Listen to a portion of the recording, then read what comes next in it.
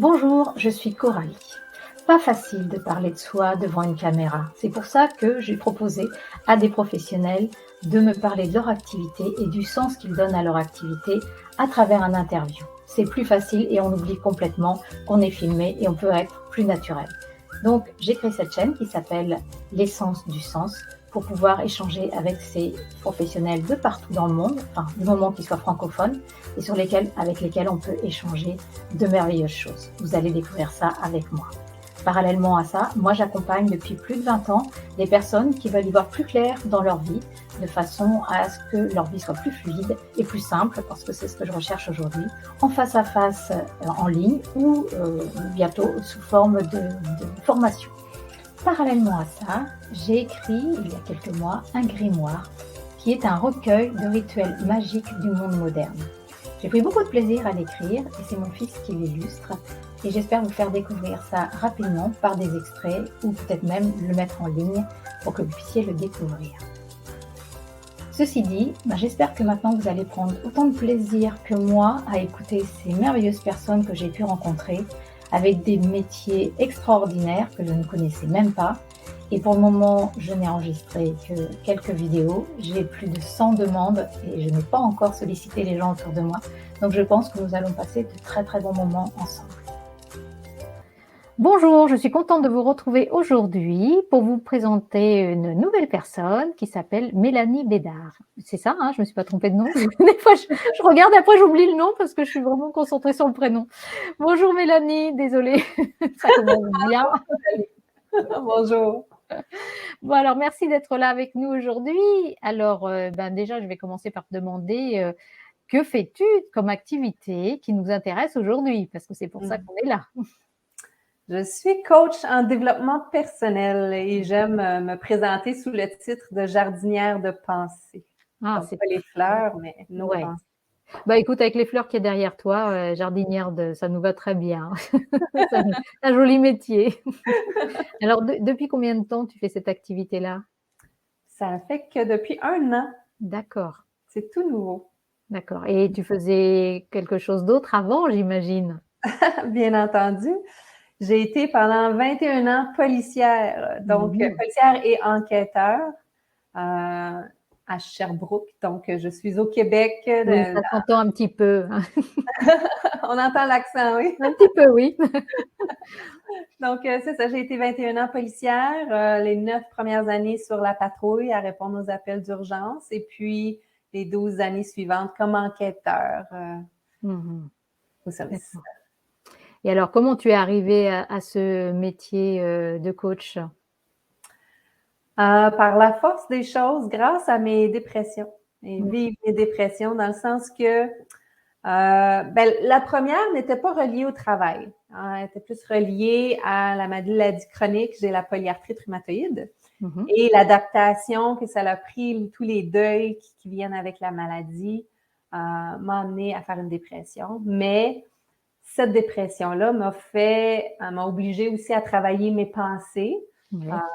mon ego. Donc, Mmh. m'a forcé à travailler sur moi. Et de là est venue l'idée d'un projet qui va changer ma vie. Donc, de cette dépression-là est né le projet de chien de soutien émotionnel pour les victimes d'actes criminels. Mmh. Donc, à l'époque, j'étais enquêteur généraliste. Donc, j'enquêtais les voies de fait, les menaces, les introductions par effraction, les vols d'auto, les jeunes délinquants. Donc, je faisais un peu de tout, mais mes patrons, ils me demandaient souvent: Mélanie, ça ne te tenterait pas de travailler les dossiers d'agression sexuelle? Tu es très empathique, tu es douce, tu es bienveillante, tu as une belle approche avec les victimes, tu es capable de créer ce lien-là, mais Ouais.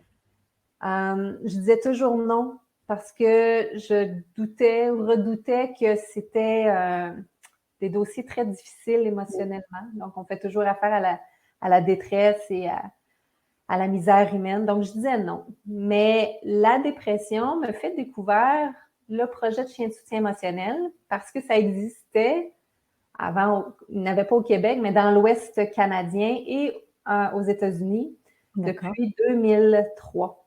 Donc, ce sont des chiens d'assistance très bien entraînés qui, de par leur simple présence auprès de victimes, apporte du réconfort, facilite la création du lien de confiance avec les intervenants judiciaires. Donc, auprès des enfants qui ont été abusés physiquement ou sexuellement, auxquels on leur demande de venir au poste de police, qui est un endroit froid, intimidant, de rencontrer des personnes qu'ils ne connaissent pas et leur demander de dévoiler ce qu'ils ont subi, c'est extrêmement confrontant, intimidant. Donc, pour faciliter ce lien-là, pour les réconforter, parce que bien entendu, quand on a un enfant qui pleure devant nous, comme enquêteur, on doit se garder cette distance professionnelle-là. On ne peut pas aller le prendre dans nos bras. Bien sûr. Donc, j'ai eu l'idée pourquoi moi, je ne partirais pas ce projet-là au Québec. Puis, je suis convaincue que nos petites victimes pourraient grandement bénéficier de la présence de ces chiens-là. Donc, c'est ce qui m'a sorti de ma coquille, de ma dépression, de me donner un sens à mon travail d'enquêteur.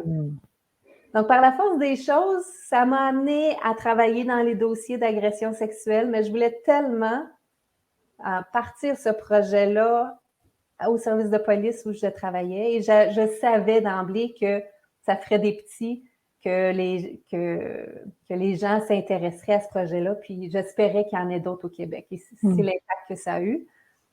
Mais c'est là que je me suis menti à moi-même. Je me suis dit, je vais avoir le chien à côté de moi, il va m'aider dans des moments difficiles, j'apporte un aspect plus positif à nos interventions. Donc, je me suis menti à l'effet que je gérerais bien toute la charge émotive qui vient avec ça. Donc, j'ai vécu 2 très belles années à implanter ce projet-là. J'ai eu beaucoup d'attention médiatique pour... ça fascinait les gens. Un chien qui va au tribunal devant le juge avec la victime. Mais à la 3e année, c'est là que j'ai recommencé à me planter. Mais c'est là qu'on pense quand on se plante, hein, l'ordinaire de pensée. Ouais. Quand on se plante, on pousse. Et finalement, quand on se ment à soi-même, ça nous rattrape. Donc, je suis retombée en dépression parce que je donnais trop je me donnais trop aux autres sans me ressourcer. Et il y a eu un stress post-traumatique aussi qui s'est mêlé à ça. Donc, par la force des choses, tout ça pour dire que je n'ai jamais été capable de retourner au poste de police sans développer des symptômes de stress post-traumatique. Donc, j'ai dû me réorienter. J'étais face à rien. On fait quoi avec un diplôme en technique policière? Il n'y a pas grand-chose qu'on peut faire sauf que de la police. Sûrement. Donc, j'ai contacté une autre policière de la GRC, la Gendarmerie royale du Canada, qui avait, elle aussi, un stress post-traumatique, qui faisait des conférences. Donc, je l'ai contactée, elle savait qui j'étais de par le projet Canac. Et elle m'a dit, j'ai fait l'Académie Zéro Limite avec Martin Latulippe. Donc, mon idée première, c'était de faire des conférences, d'écrire mon livre et de suivre ses traces à elle. Mais dans cette formation-là, Martin, qui est vraiment merveilleux, il est généreux, je l'adore, c'est une source d'inspiration. Il parlait tout le temps, mais cette formation est pour les coachs, conférenciers, web entrepreneurs, auteurs, tatati, tatata. Puis là, le mot coach revenait tout le temps. Puis c'était vague pour moi. On entend coach de vie, qui est pour moi plus guide spirituel. En tout cas, ça, c'est ma perception à moi. Plus guide spirituel, comment la vie fonctionne, les leçons de vie. Mais en approfondissant les recherches sur coach personnel, en développement personnel, aider les gens à faire des prises de conscience, les amener à découvrir leur potentiel, ça a fait « wow ». C'est là que ça a été une révélation pour moi parce que je suis Miss Pourquoi. Je demande tout le temps avant la formation, mais pourquoi tu fais ça? Pourquoi tu penses ça? À mes enfants, à mon conjoint, pourquoi tu réagis comme ça? J'aime comprendre l'humain. Donc, de là, pourquoi je suis Miss Pourquoi. Puis là, de les aider à comprendre, eux, pourquoi ils réagissent comme ça, en allant chercher leurs croyances limitantes, leur schéma de pensée, leur faible estime. Je dis, c'est vraiment, vraiment pour moi. Alors, voilà. Donc là, je suis allée me former à l'INA, à l'Institut des neurosciences appliquées avec David Lefrançois. Et ça fait 1 an que j'ai terminé et je tripe ma vie. Vraiment, je suis sur mon X. Vraiment. D'accord. Donc là, le sens de ta vie, tu l'as trouvé. Enfin, le sens de ton activité, en tout cas. Je crois que oui, parce que, je crois, quand que je travaillais avec Canac, qui était mon chien de soutien émotionnel auprès des victimes, je croyais que j'étais sur mon X. Mais de toute évidence, je ne l'étais pas parce que ça m'a amené à faire une dépression. Donc, j'étais sur une patte du X qui Oui. m'amenait vers mon X finalement. Parce Mmh. que l'accompagnement, soutenir les gens, j'étais là. Travailler avec un chien, j'étais là. Mais c'était mon environnement de travail qui faisait que j'étais pas Convenait pas. encore sur mon X. Mmh. D'accord. Mais là, travailler de chez moi, dans le calme, loin du négatif, Mmh. je pense que je suis vraiment sur mon X. D'accord. Et bon, je pose toujours cette question, mais est-ce que tu peux voir les racines de ton activité d'aujourd'hui dans ton enfance? Est-ce que tu es quelqu'un qui a toujours aimé aider, accompagner? Parce que bon, on le voit déjà dans la police, c'est ce que tu faisais, et donc maintenant encore plus avec le coaching. Est-ce que c'est quelque chose que tu retrouves? Un peu, mais je me connaissais pas jeune, donc je Mmh. ne pouvais pas avoir idée que je ferais ça. J'aime aider profondément, mais c'est ça. À l'époque, je ne savais pas comment et ni pourquoi. J'avais la fausse croyance limitante que je n'étais pas intéressante. Mmh. Donc, donc, ce que je pouvais dire ne pouvait pas intéresser les gens. C'est ce que je croyais. Mais ce que je pouvais faire, par contre, pour aider, ça, c'était correct. Donc, de là, l'idée d'intervenir auprès des gens, de les aider comme policière. Puis, je suis une fille qui est déjà sportive d'avance, donc ce métier-là m'a appelée. Mmh. Mais comme je n'avais pas encore confiance en moi, souvent, j'ai réalisé comment j'ai pu faire ce travail-là où l'affirmation de soi, s'imposer Oui. aux autres, gérer des crises était loin de ma personnalité. En fait, j'ai joué le rôle de la policière confiante. En Oui. mettant ma veste par balle, Oui. c'était comme ma cape de super-héros qui me permettait de jouer un rôle. Mais comme je jouais un rôle, ça finit par me rattraper, ça Oui, aussi. puis tu étais loin de ton X là, du coup, du centre. Ben, ce qui est contradictoire, c'est que j'ai beaucoup aimé ma carrière, par contre. Tu sais, Oui. j'ai eu beaucoup de plaisir, surtout sur le terrain, à répondre aux appels d'urgence. Les enquêtes, c'était moins ma tasse de thé parce que c'est une grosse charge mentale, c'est prendre des décisions rapidement. C'est beaucoup plus mental que sur la patrouille, c'est physique. Donc, ça me correspondait plus sur la patrouille. Mais pour répondre à ta question, je fais des détours. Dans ma jeunesse, non, il n'y a pas tant parce que j'avais pas confiance en moi, puis je pensais pas que je pouvais faire une différence. D'accord. Mm. Mmh. Donc intéressant, progression alors. Vraiment. Alors aujourd'hui, tu fais de l'accompagnement plutôt en présentiel ou distanciel? Qu'est-ce que tu fais? En distanciel, en virtuel, D'accord. à travers l'écran comme ça, Mmh. pour plusieurs raisons. En fait, je trouve que ça facilite de beaucoup l'accessibilité, dans le sens que je me limite pas nécessairement à ma région, mais c'est partout au Québec que je peux offrir mes services. Il y a aussi le fait que, par rapport à la polyarthrite, je prends des médicaments qui diminuent mon système immunitaire, donc c'est une sorte Mmh. de protection pour limiter les virus. D'accord. J'ai 3 coachs canins, j'ai 3 chiens à la maison, donc je suis passionnée des chiens, qui m'aident dans mes publications Facebook à partager mes connaissances. Mmh. Mais le fait d'avoir 3 chiens à la maison, côté assurance, je suis pas disposée. Donc pour moi, vraiment l'idéal, c'est de tout faire virtuel. Puis je trouve que c'est tout aussi efficace. Mmh. Alors c'est marrant parce que tu m'as dit, que ça te permettait de pouvoir communiquer avec, tous les gens du Québec. Mais étant donné que tu es francophone, je pense que tu peux aller bien au-delà du Québec. Parce que Effectivement. Parce que moi, Effectivement. je découvre. C'est vrai qu'en faisant des interviews et en m'adressant à une communauté, je me suis rendu compte que, eh bien, la Martinique, la Guadeloupe, la Guyane, la Réunion ou Tahiti n'étaient pas si loin de la France, ainsi que le Québec, ou la Suisse ou la Belgique. Donc, c'est vrai que ça fait beaucoup de monde et que ça n'est pas limité qu'au pays dans lequel on vit, puisque on le voit tous les jours. Enfin, moi, je le vois tous les jours dans les interviews, en tout cas. Donc, je te souhaite Effectivement. des connexions avec le monde entier parce que c'est vrai que l'humain reste l'humain, mais chaque pays a quand même une énergie différente, donc c'est assez intéressant d'avoir affaire à des gens de pays différents. Bon, ça, Voilà. c'était une petite aparté. Donc aujourd'hui, donc on a bien compris que cette activité te nourrissait. Qu'est-ce qui fait que le matin tu te lèves? Est-ce que c'est le mot passion? C'est le mot contribution? C'est quoi? C'est cette énergie qui te pousse, qui Je te est là? l'ai dit, c'est contribution, ma mission de vie, ma passion pour le développement personnel. Ouais. Ma mission, c'est en fait, j'ai marché le terrain de passer d'une fille qui n'avait pas d'estime et de confiance en elle à une fille qui s'estime maintenant et qui a une grande confiance, qui n'avait jamais parti de projet, une fille qui a réalisé un grand projet qui a connu beaucoup de succès et eu des répercussions même en Europe. Vous avez en France des chiens de soutien émotionnel, c'est des chiens d'assistance judiciaire que vous nommez. Oui.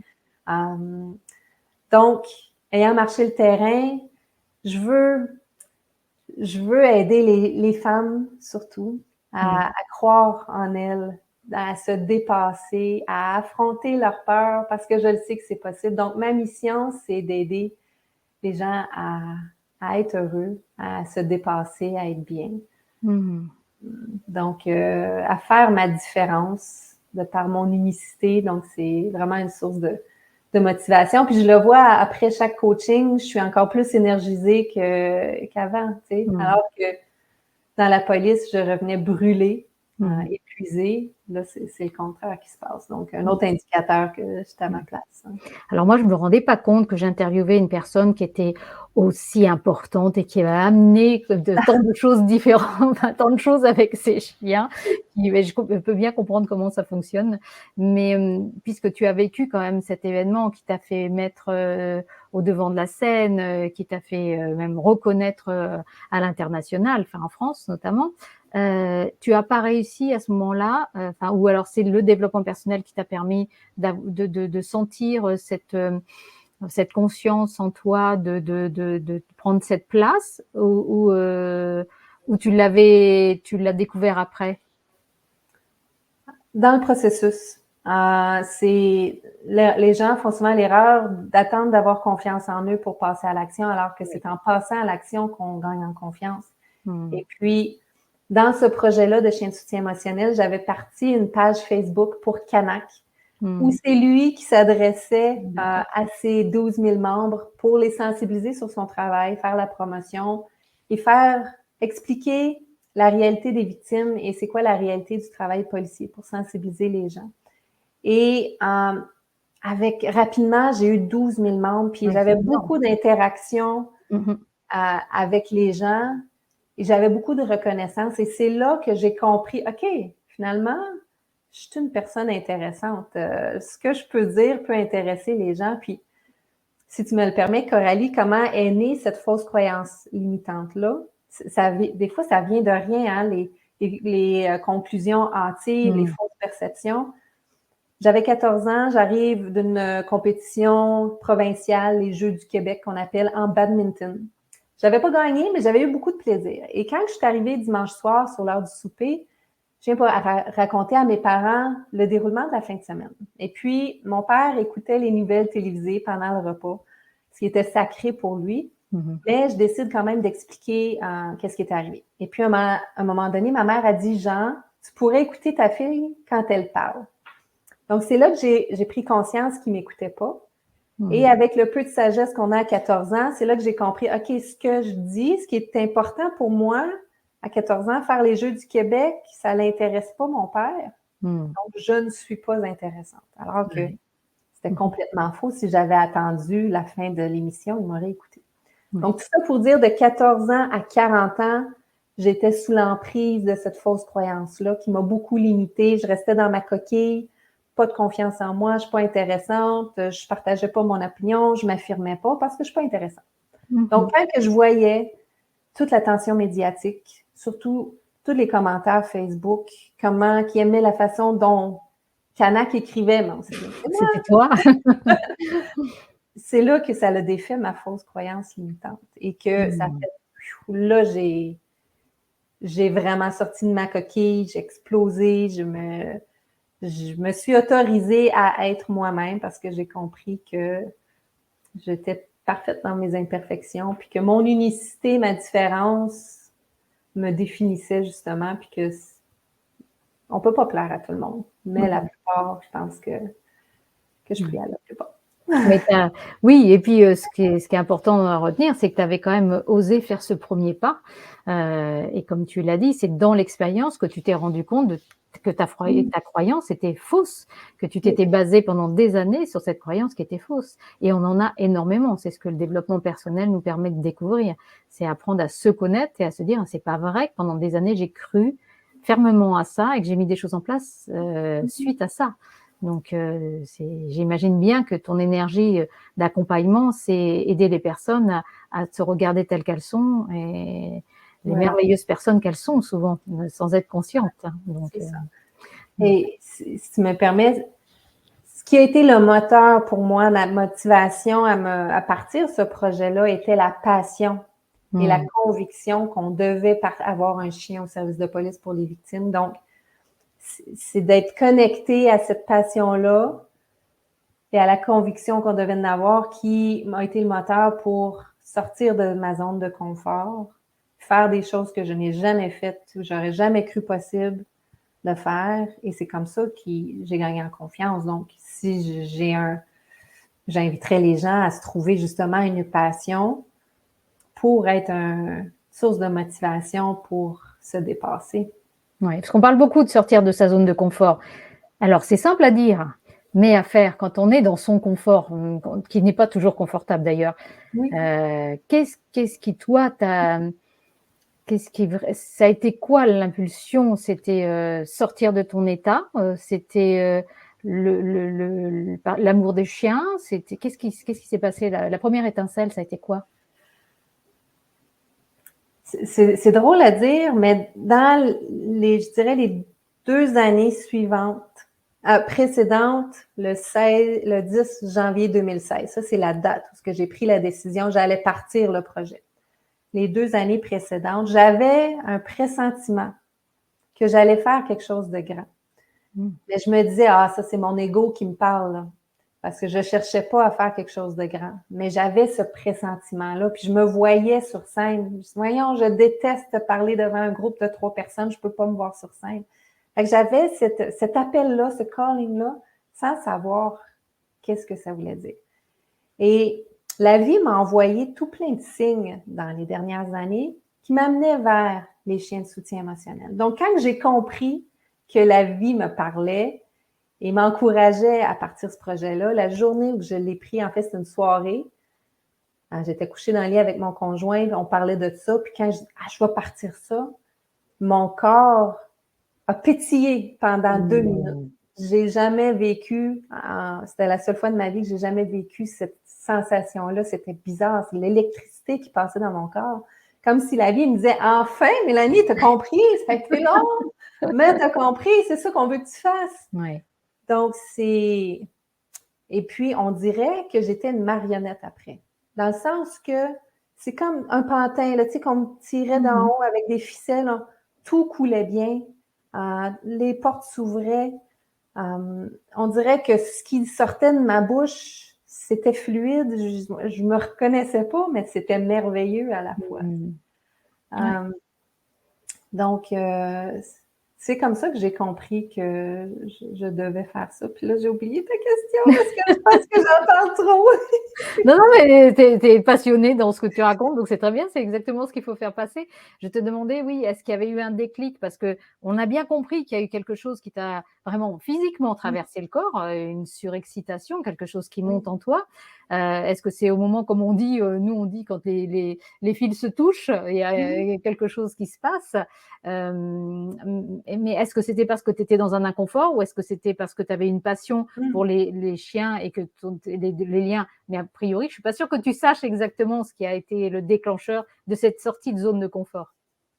L'idée de travailler avec un chien et d'apporter de la passion au travail. J'avais lu un des indices, j'avais lu le livre de Why Café de John P. Strickly, je ne sais pas si je le dis bien, Oui. où ce qui parle de la routine du métro, boulot, dodo Mmh.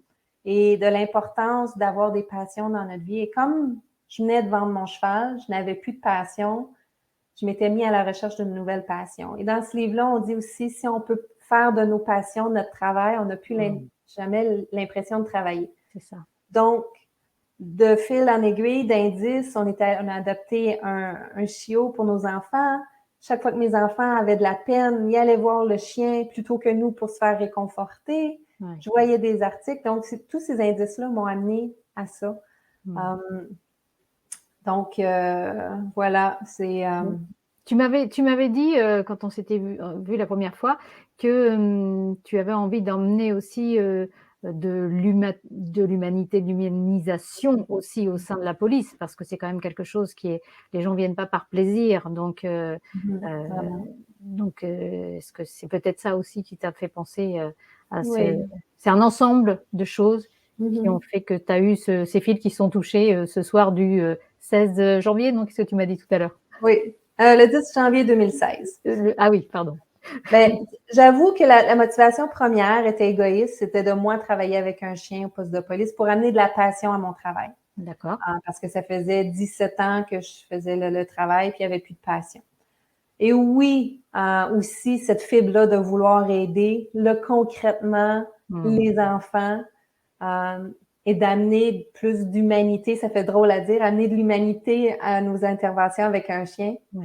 Mais ça l'a pris ça pour humaniser le système judiciaire. Et maintenant, il y a plus de 25 chiens au Québec qui accompagnent les victimes, même dans le département de la protection de la jeunesse. Donc, je ne sais pas comment vous appelez ça en France, mais il y en a plusieurs où les enfants qui sont abandonnés ou retirés de leur milieu familial pour leur propre protection vont dans des endroits où donc, c'est pas l'idéal, mais il y a plusieurs chiens qui sont là pour les aider à gérer les émotions, les réconforter. Donc, voilà, c'est une combinaison de choses qui, comme un puzzle, se sont mis ensemble pour me montrer l'image de ce que je devais faire.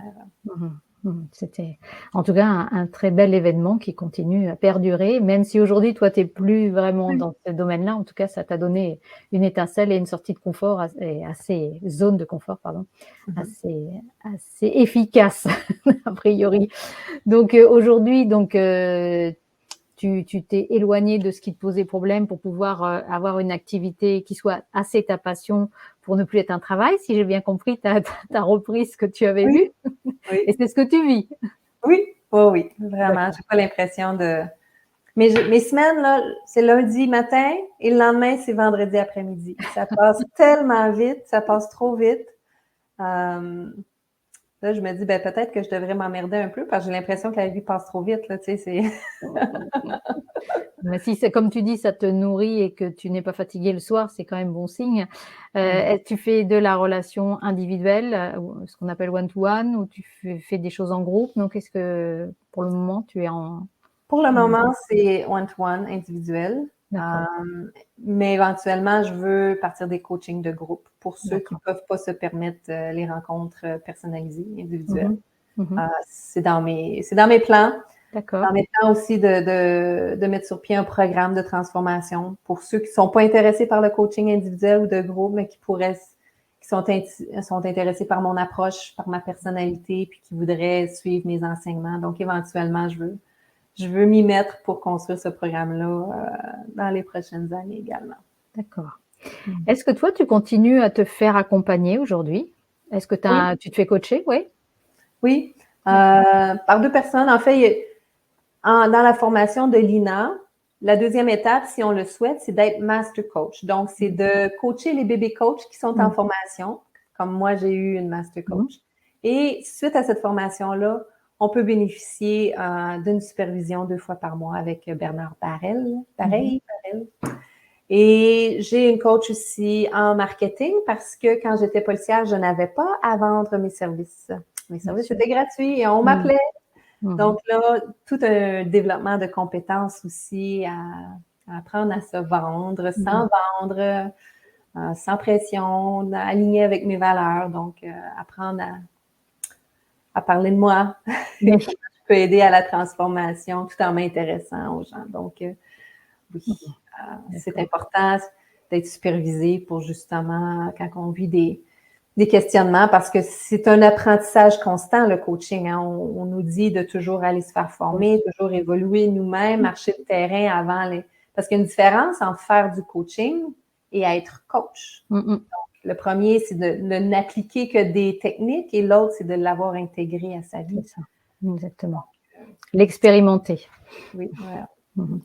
Et parce que quand même, quand tu es du lundi au vendredi après-midi, tu passes quand même beaucoup de temps, tu entends beaucoup de choses, même si c'est peut-être pas le même environnement, tu entends des choses quand même pas toujours faciles, pas toujours plaisantes, pas toujours enfin, je sais que tu sais le gérer maintenant. Néanmoins, tu as sûrement besoin de te ressourcer. Est-ce que tu as des moyens de te ressourcer? Comment ça se passe ça? Pour moi, ça passe par la solitude. OK. J'ai besoin d'être seule. Je le ressens. J'ai deux enfants, mon conjoint, ils sont toujours là le soir, les fins de semaine. Donc, j'ai besoin des fois de partir seule quelques jours pour me ressourcer. L'activité physique, j'aime beaucoup courir ou aller marcher dans la nature. Sont pour moi des sources de bien-être. Et mes chiens, donc jouer avec mes chiens, être dans le moment présent avec eux. Je m'inspire beaucoup des chiens, justement, dans mes coachings ou mes publications Facebook parce que je trouve qu'ils ont beaucoup à nous enseigner sur le moment présent, sur le fait qu'ils ne se critiquent pas entre eux, ne se jugent pas, ils se disent pas « Oh, j'ai pris quelques livres ici, qu'est-ce qu'il va penser mon autre chien? » Tu sais. Pardon. Donc, je trouve que sont une belle source d'inspiration et de... Justement, pour écouter beaucoup de personnes qui font du coaching, quand je t'entends parler, je suis même étonnée que tu n'aies pas déjà, tu communiques pas en tout cas avec moi sur ce thème-là, sur le coaching à travers l'animal. Parce que j'ai enregistré plusieurs vidéos avec des personnes qui accompagnent en faisant du coaching à travers les chevaux. Mm-hmm. Ils observent les chevaux en présence des personnes ou ils regardent le comportement en fonction de ce qu'ils entendent autour d'eux. Enfin, j'ai pas vu, donc je ne peux qu'imaginer. Mais est-ce qu'il y a quelque chose comme ça qui pourrait être fait avec les chiens? Ben absolument, il existe la zoothérapie, la médiation animale, absolument. Oui, mais Pour mon ouais, coaching? pour accompagner les humains, si tu veux. Mm. Alors, je sais pas, observer, comme tu as l'air d'avoir une bonne connaissance et un bon relationnel avec les chiens, d'observer tes chiens par rapport à une personne. Certains le font avec les chats, j'ai déjà vu ça Mm. dans des accompagnements, pour avoir des éléments que la personne coachée, n'a peut-être pas conscientisé, si tu veux. Donc, Mm. je sais pas si c'est quelque chose, à laquelle tu as pensé. Est-ce que tu connais ou Ben, j'ai pas non, j'ai pas de formation là-dedans. Il y aurait Canac, avec lequel j'ai travaillé. Quoique, il faut avoir les chiens, hein, vraiment aussi, ou l'animal qui est assez sensible pour pouvoir être le miroir de la personne auprès. Puis Charlie est un peu trop anxieux. Olaf, beaucoup trop énervé, veut juste jouer avec sa balle. C'est juste ce Ouais. qui l'intéresse. Et Canac était à la retraite, puis lui, très indépendant. Euh, donc, mon approche avec les chiens, c'est plus à travers Facebook, mon groupe privé, Mmh. parce que c'est eux qui s'adressent, un peu sous la forme que je faisais avant. C'est mes chiens qui parlent aux D'accord. abonnés pour les enseigner sur le développement personnel. Puis des fois, ils peuvent prendre des exemples dans leur vie personnelle, comme justement Charlie s'est blessé, est allé chez le vétérinaire, il était très anxieux, comment il a surpassé cette peur-là, comment il est fier de lui d'avoir pu gérer cet événement-là. Donc, D'accord. c'est Donc on ma... mettra bien sûr ton lien, sous la vidéo, hein, parce que maintenant tu vas nous avoir donné envie d'aller voir, comment vont les chiens et de suivre tout ça. Ça nous changera des humains, remarque, c'est sûrement intéressant. C'est une façon pour moi de joindre l'utile à l'agréable, de joindre mes deux passions dans mon travail et de me débarquer aussi des autres coachs. Mmh. Bien sûr, oui, Voilà. c'est original, effectivement. Vas-y, hydrate-toi. Alors toi, ton prochain grand rêve, c'est quoi? Mon prochain grand rêve. Je le vis déjà. Mmh. Je le Bravo. vis déjà d'être libre de ce que je veux faire dans mon travail. Je suis mon propre employeur et je suis le meilleur des employeurs. Je suis alignée avec mes valeurs, mes besoins, adaptée à mon rythme. Donc, mais mon plus grand rêve à réaliser, je pense, c'est d'avoir une très grande communauté à inspirer, Oui. à les aider à se transformer, à évoluer. Donc, ça serait d'agrandir mon groupe. faire des coachings de groupe aussi. Oui. Peut-être faire des conférences éventuellement à l'international, je ne sais Et pas. Mais finalement, cette scène avec plein de monde devant, tu vas pouvoir la visualiser et y arriver. c'est possible. Mais pour l'instant, mais même si j'ai développé la compétence de pouvoir parler en public, même si j'apprécie ça alors qu'avant je détestais, le fait est que mon trait de personnalité, je suis introvertie, je suis réservée. Donc, le fait de sortir de ce trait de personnalité-là me demande énormément d'énergie, même si je suis à l'aise. Et ça va toujours l'être parce que je ne suis pas de nature extravertie. Donc, oui, une fois de temps en temps, mais pas en faire ma carrière. Ça, genre, c'est certain. D'accord, ok. Bon, là, on va arriver à 10 minutes de la fin et comme à chaque personne, je demande toujours, parce que ça m'intéresse toujours de savoir si tu as des moyens de t'organiser, de mieux gérer ton temps, parce qu'on a bien compris que tu étais une maman, que maman d'enfant, maman de chien, que tu Conjoint. avais une activité professionnelle, enfin bon, plein de choses. Et tu fais du sport, tout ça. Est-ce que tu es quelqu'un qui t'organise?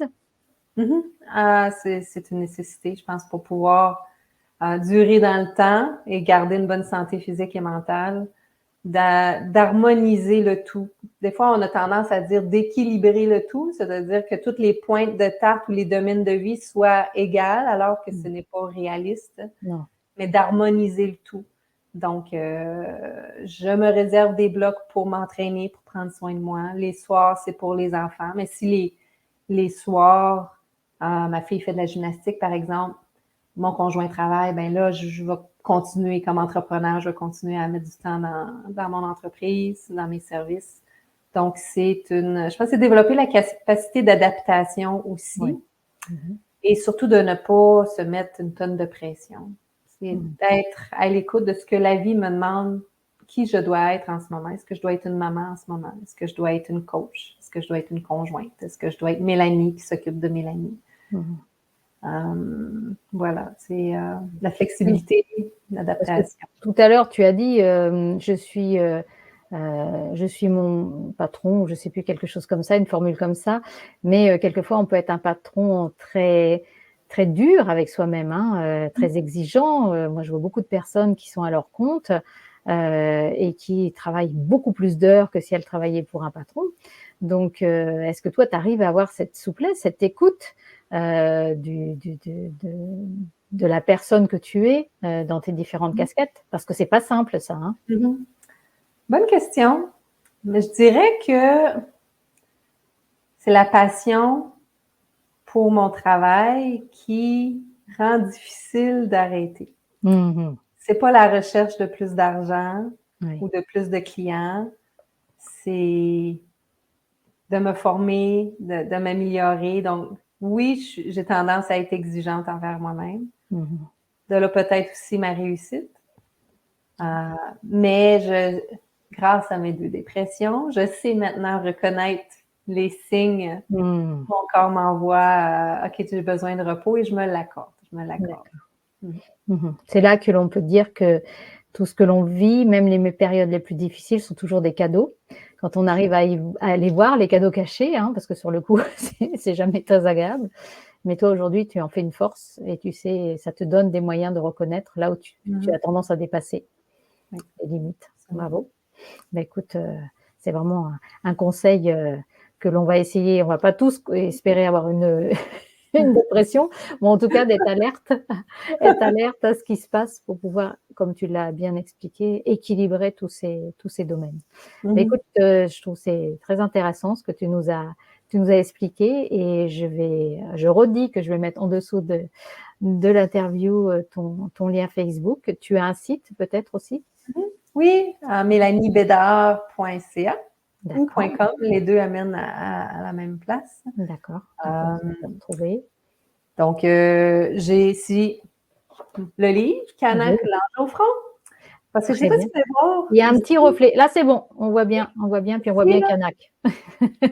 Est-ce que vous voyez l'ange, le sens de son poil? Ici, Ah non, on ne voit pas très bien. Non? Ah oui, maintenant que tu le dis, si, ça y est, on voit l'ange. Oui, effectivement. OK. Donc, entre ses yeux, sous le front, le sens de son poil, c'est comme s'il y a un ange. Kanak, l'ange au front. Donc, bien sûr, il y a deux sens. Kanak, l'ange au front, mais au front, avec les victimes, face à l'adversité. Ouais. Donc, il vit avec toi aujourd'hui? Kanak? Oui. Ben là, j'ai fermé mon bureau pour pas qu'il vienne nous déranger, mais oui. Et non, il vit avec toi. D'accord, super. Oui. Donc, écoute, merci pour tout ça. Je vais mettre le lien aussi de ton livre pour les personnes qui seraient intéressées de le lire. Et puis, merci pour tout ce que tu as fait jusqu'à maintenant pour toutes ces personnes qui en ont eu besoin et ces chiens qui maintenant sont dans les vies, dans les vies, je sais pas lesquelles les dire, mais enfin dans les vies. Et puis, en tout cas, merci beaucoup pour ce riche interview. Je te souhaite plein de bonnes choses et puis je te souhaite surtout une bonne fin de journée. Merci à toi, Mélanie. Merci pour cette belle opportunité. Avec plaisir.